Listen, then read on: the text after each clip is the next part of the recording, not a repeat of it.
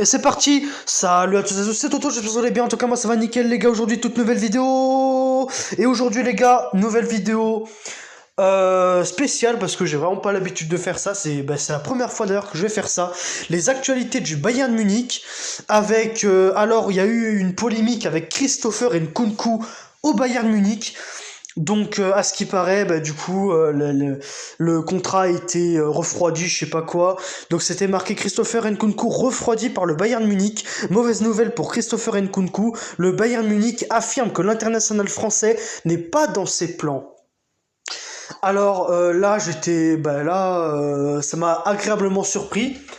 Parce que Nkunku, lui, il a voulu aller au Bayern, il était d'accord, il a voulu se lancer dans un nouveau défi. Et là, donc voilà. Donc là, il dit, je suis très avide de relever ce défi, affirmait Christopher Nkunku. Donc voilà. Mais rapidement, le défi se transforme en cauchemar. L'ailier de 27 ans, donc il commence à prendre de l'âge un peu, n'arrive pas à s'imposer en patron dans l'attaque des Bleus. Et les blessures viennent l'achever. La rumeur d'un départ commence à circuler, mais le club londonien n'est pas disposé à le laisser partir. Alors que pourtant, Chelsea a voulu laisser partir Christopher Nkunku, pardon, mais en contrepartie, le Bayern Munich devait échanger Matistel. Matistel ne sert plus à rien au Bayern, Matistel est devenu éteint, Matistel manque cruellement de temps de jeu, mais d'un autre côté, Matistel, il peut potentiellement bien revenir avec le Bayern, mais pour moi dire que Nkunku n'est pas dans les plans du Bayern, moi je suis pas du tout d'accord. Voilà. Donc là, du coup, les gars, j'ai invité Ibou parce que j'ai des questions à lui poser sur Christopher Nkunku. Donc voilà, il va m'aider pour faire cette analyse sur Christopher Nkunku. Hello everyone, salut à tous, j'espère que vous allez bien. Bienvenue à tous pour toute nouvelle vidéo en compagnie de Monsieur Toto. Ça faisait longtemps que je n'étais pas apparu, ça me fait extrêmement plaisir. N'hésitez pas aussi à mettre un maximum de commentaires pour son retour. Exactement, les gars. Prêt. Et c'est parti. Donc alors, première question, Ibou, est-ce que tu penses que c'est envisageable Christopher Nkunku au Bayern? Franchement, quand j'ai appris la nouvelle, ça m'a d'abord surpris. Puis en fait, je réfléchis et en vrai de vrai, je trouve que Christopher Nkunku, avec ses performances récentes avec Chelsea, il a un profil. Il a un profil qui match avec le Bayern en vrai de vrai, même si pour moi le problème qui se pose c'est où est-ce qu'il va jouer en fait, où est-ce qu'il va jouer. Nkunku, on le connaît, buteur, souvent buteur même, je sais pas trop où le Bayern pourrait le mettre. Et puis là, ça m'étonne pas d'apprendre qu'ils sont finalement pas dans leur plan, même si je comprends pas très bien ce qui se passe avec la direction du Bayern en ce moment, qui font des changements de décision radicales. À voir aussi ce que ça pourrait donner avec l'entraîneur du Bayern, Vincent Kompany. Vincent Kompany, exactement. Donc du coup, voilà, le Bayern a changé ses plans, ça m'étonne pas tellement, vu le profil qui est Christopher Nkunku, même si ça peut être très intéressant. Je pense que va falloir attendre un bon moment, surtout que ça m'étonnerait que Chelsea le libère aussi facilement. Exactement. D'ailleurs, c'est ce qui est marqué. Mais le club londonien n'est pas disposé à le laisser partir, c'est normal, parce que Chelsea, sans Nkunku, c'est un peu compliqué. Ils ont que Nicolas Jackson. Et puis après, quelques petits attaquants par-ci par-là, mais c'est pas fou. Chelsea, si t'enlèves Cole Palmer et Nkunku, c'est un peu compliqué. Donc c'est pour ça que Chelsea ne le laisse pas partir aussi facilement. C'est pour ça que non seulement ils ont demandé 60 millions d'euros, mais en plus ils veulent Matistel. Matistel, je suis d'accord pour le donner. Mais après, quand même, Matistel, il est monstrueux. Il a de bonnes perfs avec le Bayern. C'est vrai qu'en ce moment, c'est un peu compliqué pour Matistel à cause du manque de temps de jeu. Alors que Nkunku, lui, il a un profil plus d'expérience.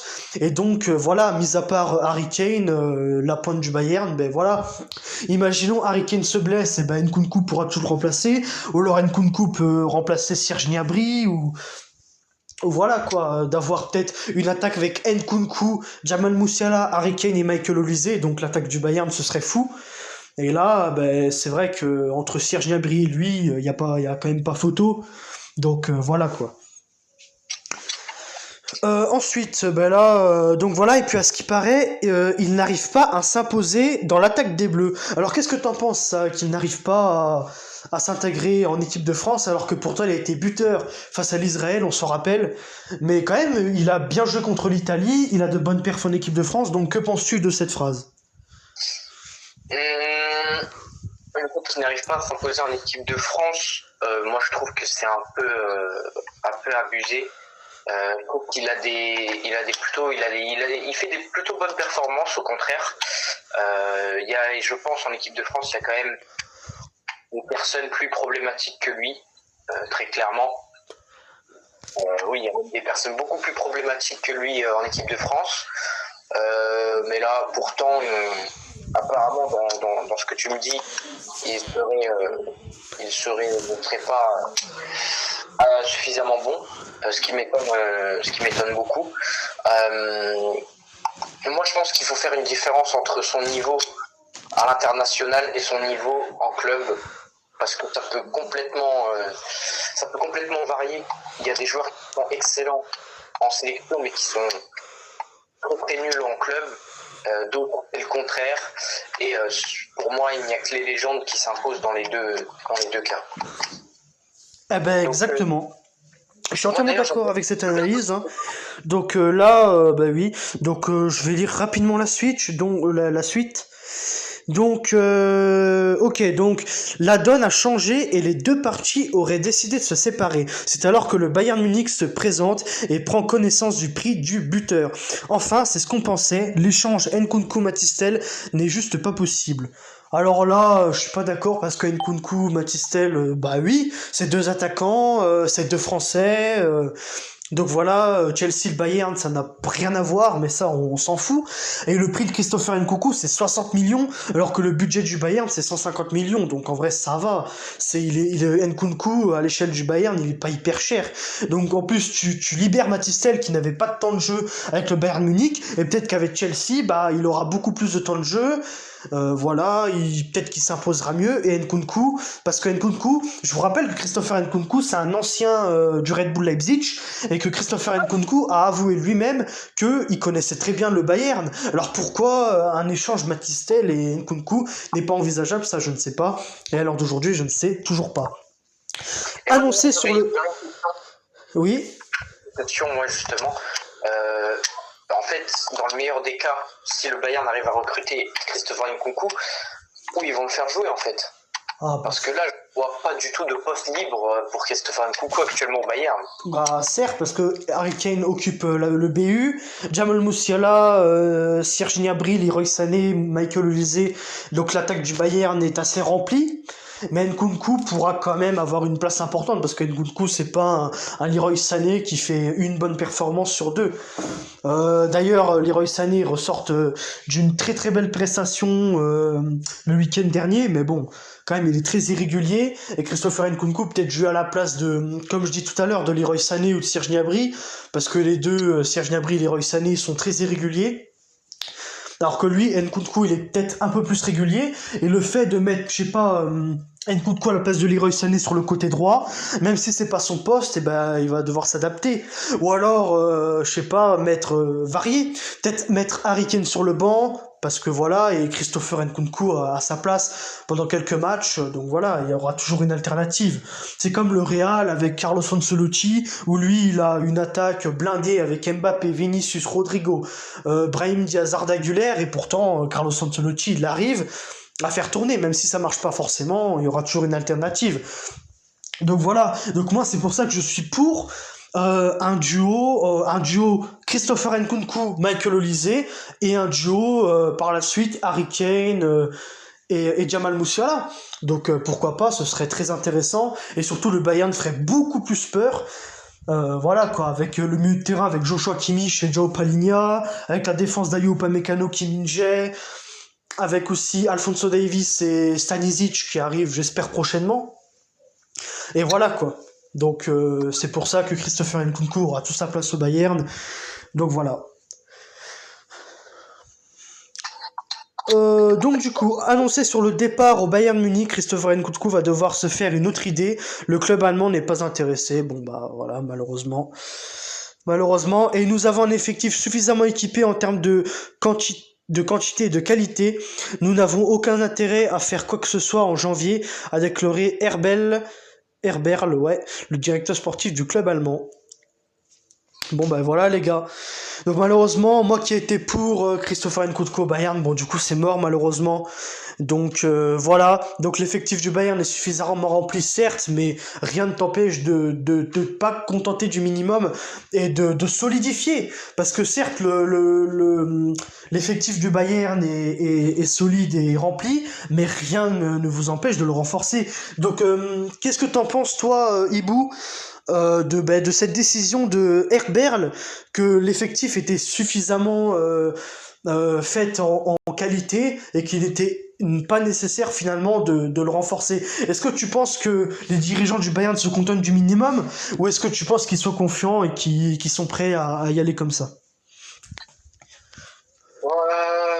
Honnêtement, je pense que les dirigeants du Bayern, ils essayent de changer de stratégie. Je pense qu'avec Vincent Kompany, ils ont essayé de faire quelque chose. Ça a moyennement marché. Ça a ni floppé, ni extrêmement bien réussi.